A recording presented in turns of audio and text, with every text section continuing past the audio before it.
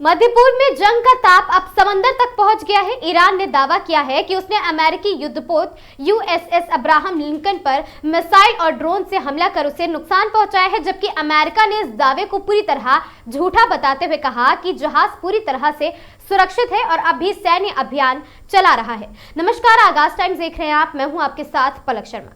कहते हैं कि जब युद्ध की आग भड़कती है तो उसकी लपटें जमीन से आसमान और समंदर तक फैल जाती हैं। ठीक ऐसा ही दृश्य इस समय मध्य पूर्व में दिखाई दे रहा है। ईरान और अमेरिका के बीच बढ़ते सैन्य तनाव के बीच एक बड़ा दावा सामने आया है। ईरान की रेवोल्यूशनरी गार्ड कॉर्प्स यानी IRGC ने कहा है कि उसने अमेरिकी नौसेना के शक्तिशाली विमान वाहक पोत USS अब्राहम लिंकन पर मिसाइलों से हमला किया है और यही वह युद्धपोत है जो दशकों से अमेरिका की समुद्री ताकत का प्रतीक माना जाता है। लेकिन इस दावे के सामने आते ही अमेरिका ने इसे सिरे से खारिज कर दिया है। दरअसल ईरान की इस्लामिक रेवोल्यूशनरी गार्ड कॉर्प्स ने दावा किया है कि उसके मिसाइल और ड्रोन यूनिट्स ने अमेरिका सागर के पास अमेरिकी एयरक्राफ्ट कैरियर को निशाना बनाया है। ईरान के मुताबिक यह हमला उसकी समुद्री सीमा से लगभग 340 किलोमीटर दूर किया गया है और इसमें सटीक मिसाइल ऑपरेशन का इस्तेमाल हुआ है। ईरान का दावा है कि इस हमले के बाद अमेरिकी जहाज को पीछे हटना पड़ा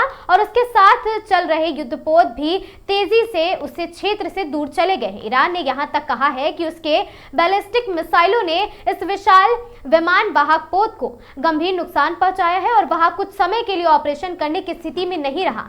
लेकिन अमेरिका की ओर से तुरंत जवाब आया कि अमेरिकी सेंट्रल कमांड यानी CENTCOM ने बयान जारी करते हुए कहा है कि ईरान का दावा पूरी तरह झूठ है और उसकी कोई मिसाइल जहाज के पास नहीं पहुंची है। अमेरिका के मुताबिक USS अब्राहम लिंकन अभी भी पूरी तरह ऑपरेशनल है और ऑपरेशन एपिक फ्यूरी के तहत अपने लड़ाकू विमान लगातार पूरी तरह लॉन्च कर रहा है।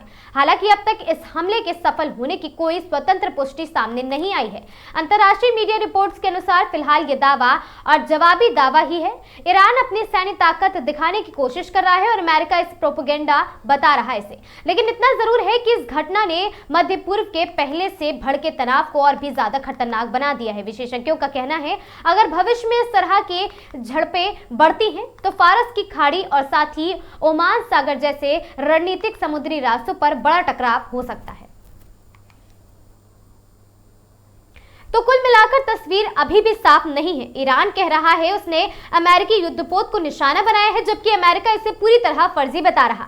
लेकिन एक बात तय है, समुद्र में ये टकराव सिर्फ एक बयानबाजी नहीं है बल्कि आने वाले दिनों में बड़े सैन्य संघर्ष का संकेत भी हो सकता है। अब दुनिया की नजरें इस बात पर है कि क्या सिर्फ मनोवैज्ञानिक युद्ध है ये, या सच में मध्य पूर्व का ये तनाव किसी बड़े वैश्विक संकट की तरफ बढ़ रहा है। वीडियो पसंद आया हो, जानकारी रोचक लगी हो तो वीडियो को लाइक, शेयर और चैनल को सब्सक्राइब करना बिल्कुल ना भूलें। मैं थी आपके साथ पलक शर्मा। हमसे जुड़े रहने के लिए देखते रहें आगाज टाइम्स।